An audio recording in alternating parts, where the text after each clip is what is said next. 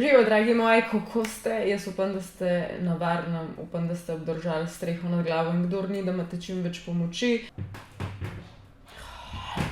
Ajde, smer. Pred sem ga razvadila tukaj v novih prostorih in je navajen, da mu spuščam vsa vrata okrog skozi na balkon in nazaj noter in tam in posod in jaz, kadar hoče in ne more to zdaj tako in tukaj bo zdaj zaprt, ker rabim tišino, sorry. Skratka, ne vem, slučajno sem najdla tak video, kjer se tudi dogaja nekaj v zvezi s poplavljeno jamo, ni bilo namerno, slučajno sem najdla to idejo in mi je bilo všeč. Upam, da tukaj noter že kaj manj odmeva, ker zdaj je hladilnik ponovno noter, ampak načeloma po mojem še vedno precej odmeva. Skozi bo boljše. Danes smo govorili o tem, kako je bila ena Angležinja ujeta 16 ur v jami polni netopirjev, kač in ščurkov. To ni bila sicer najhujša stvar, ki se je zgodila, ampak vem, da kdorkoli je to videl in se teh stvari na smrt boji, bo pač kliknil ta video, ker je nagraužen. Danes bomo govorili o tako imenovani The Namtolu Cave grozljivki horror zgodbi. Najdla sem video na kanalu Tragedy Tales in pa ta bizarna stvar se je zgodila leta 2007 na Tajskem. Helena, ženska, ki to zgodbo pripoveduje, je bila 1 minuto na suhem v najlepšem prostoru, kar jih je kdaj v življenju videla, čudovita tajska jama, taka baldivja.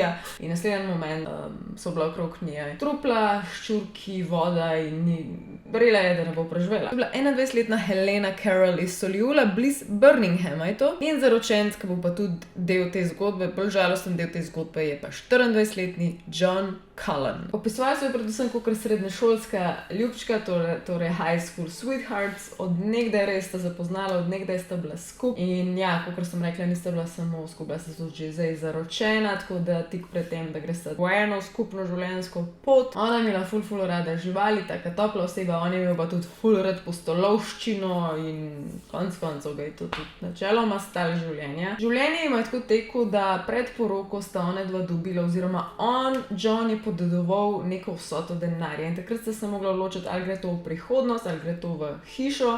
Načeloma sta rekla, ali bo šlo to depozit za hišo, ali bo pa to šlo mogoče to, kar si še pred poroko in tem želiva izvesti, je pa tako eno ful dolgo, enoletno potovanje po vsod, kjer si želiva in pač, da to izkusiva in pojdeš to čez sistem in pač nadaljuješ life. In odločila sta se za to enoletno popotovanje po skoraj celem svetu in tako sta tudi pristala tukaj na Tajskem. In če bi se ta pot nadaljevala, bi šla potem še na Japonsko in Avstralijo, tako da res povsod. Na tem delu Tajske, kjer sta bila, je bilo ful eksotično. Tako res je bil znan del Tajske po tigrih, po najbolj eksotičnih lepih metuljih, po tudi valjda možemo brčesu in se je lezali in šlo, pa po starodavnem deževnem gozdu. Mislim, da je to nek nacionalni park, imenovan Tam Namtolu. Ampak ona, da sta sem prispela v enem neprijetnem obdobju, ko ga vsi poznate, če ste šli na Tajsko ali pa nekam v te najbolj vroče predele, v monsunsko obdobje. In monsunsko obdobje ne samo, da ni najbolj prijetno, ko se ves čas ulivajo ogromne količine dežja, problem je tudi, da je lahko nevarno. Ampak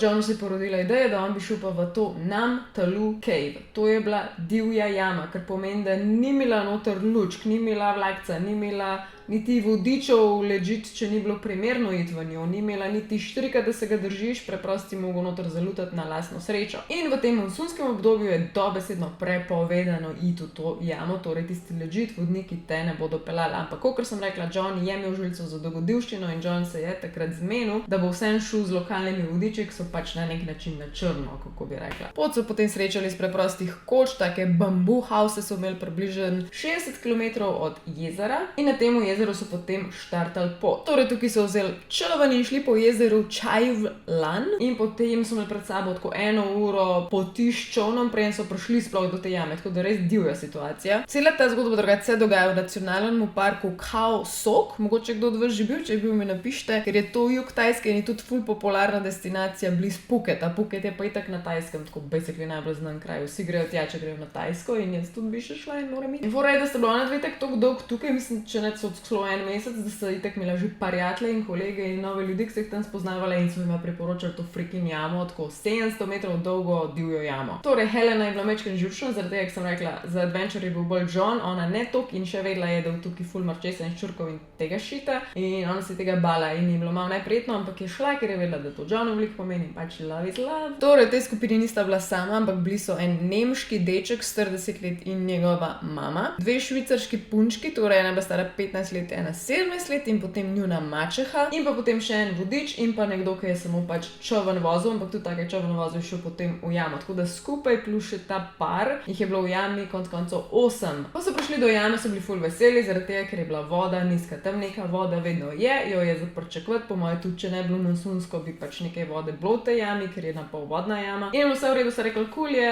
to, kar smo hoteli doživeti, gremo not. Voda je bilo nekih 20 cm, zakorakajo noter in začnejo gledati, tako enormna, huda, wow java. Ful opisujejo, kot da je bila nekaj najlepšega na svetu. Meni osebno tudi, ko slike gledam, mi ni, ampak glej, vsak ima svoje. Jaz jam nikoli nisem razumela, da bi rekla, da je to mi lepo. Netopiri so čisto povsod dol viseli, pač povsod so bili netopiri, povsod so bile gnezda od živalic, povsod so bile te živali, povsod so bili strupeni pajki, pač tega je tam nenormalno veliko. Pa ne samo zaradi tega, ker jim pač paše, ampak tudi zaradi teh monsunskih obdobij in avtomatično, ko se dež ulije, vse to beži not. Pa ne samo pajki, še kače. Znana je ta jama po kraljevskih kobrah, tako da res perfekt za nekoga, ki ne mara teh stvari, ki je pa Helena. In ko so bili že ful daleč v tej jami, se je vse zgodilo ful na hiter. Kar naenkrat so slišali ful glasen pok, tak nek kreš, kot da bi se sam ulil vsul noter hudournik in tudi se je hudournik je noter vdrl tako v sekundi. Na tej točki so oni že bili do kolen v vodi, ampak niso bili da je to kaj narobe, itak si šel globi, valjda boš globi tudi v vodi. Ampak teh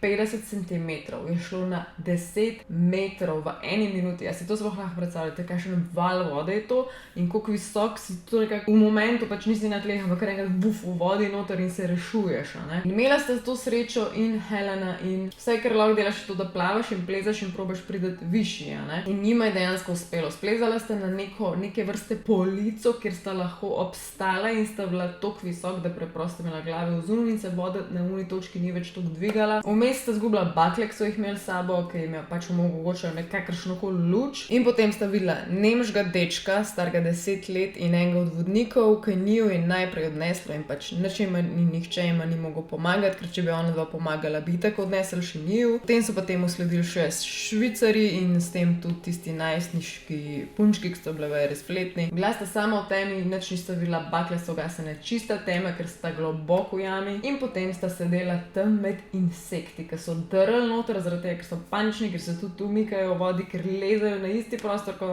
one dva, ker samo pač tam so lahko, ker povsod je voda, pač nagravžen, kače, vse je bilo tam. In ona dva sta tam sedela in se držala za roke in pač govorila o življenju in kaj vse bi lahko doživela, če ne bi šlo v to jamo in če ne bi šlo na ta potvane. Mislim, dokaj neproduktivna debata, ker zdaj je, ker je, ampak pač verjamem, da jaz res ne predstavljam si, čem bi govorila o taki situaciji in kaj bi sploh razmišljala. Ker fora je, da pač si na vrh jame in če jo do konca zapolne, si utopljen, ne moreš ven odplavati, ne moreš nič, pač preprosto ujet. Tam noter sta bila ure in gledali, da se ta voda in monsun ne umikata in preprosto nista videla izhoda. In John je na eni točki dobil ta herojski nagon in je rekel, če bo ostala tukaj noter, bo umrla. In on se je odločil, da bo šel po pomoč, ker je meni ful pač lepo, pa plemenito, pa pač. In je to tudi naredil. Ona je ostala tam, on je skočil v vodo, ker je verjel, da ga bo tok vode odnesel direkt ven, ker očitno tok takrat ni več noter rinil, ampak na ven, ne, in je mislil, da bo to šlo in je sam še baje skočil v vodo in vpil I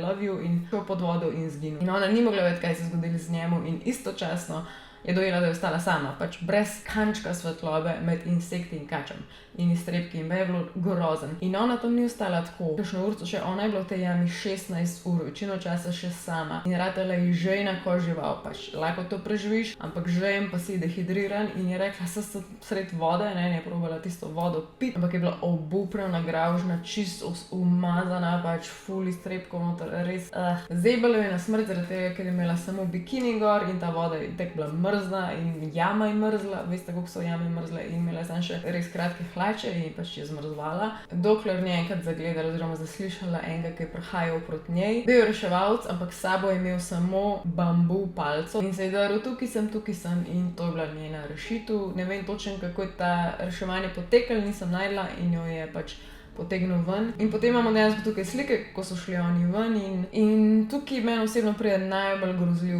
del vsega, vsaj meni kot temu, ki sem slišala to zgodbo, da je ona valjda spraševala, kaj se je zgodilo, kaj je z drugimi, a ne, logično, da je spraševala in rekli so ji, da so trupla v drugih najdel nekje 8 ur preden so njo najdel, ampak za Johna so ji gladko rekli, da je preživel, da je vse v redu z njemu in da jo čaka pri rešilcu. In ta del je me najbolj grozen, ker imamo tukaj tudi sliko nje iz rešilca, ko jo že utopelajo proti bolnišnici in moment, ko so ji povedali, da nič od tega ni res, da so vsi umrli razen nje, da so najdeli tudi Johnovo truplo in da pač so ji to rekli samo zato, da jo lažje to reševanje nje izvedeli in jo spravili ven iz jame. In meni je to tako heartbreaking, da najprej dobiš upanje, da sta oba preživela in na koncu veš, da si sam ti preživel in tvoj zaročenec je mrtev. Pač valjda ni mogla verjeti, da Johna ni več njega zaročenca, njega človeka, ki je bila z njemu od samega štarta, pač od srednje šole in zase, da je to potovanje, na katerem želiš tako najlepše momente še doživeti, prej spet druge najlepše momente doživiš in pa si sam tako buf odsekaj, ker enkrat nimaš osebe, nimaš prihodnosti in nimaš nič. Zdaj to ful lažje razumem, sem lih v break-upu,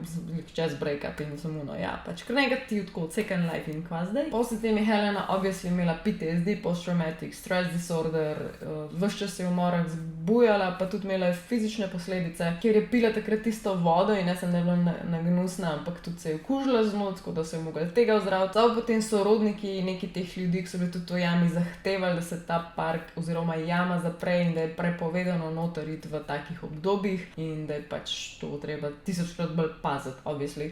In ja, to je to za ta današnji video, ko me čakam, da bomo odmeval. Držite se Slovenija, rada vas imam, ful lepo skupaj stojimo, pa se gledamo v naslednjem videu, če me pogrešate, me imate pa še na TikToku pa Instagramu. Ej, grem vam out, out. Bye!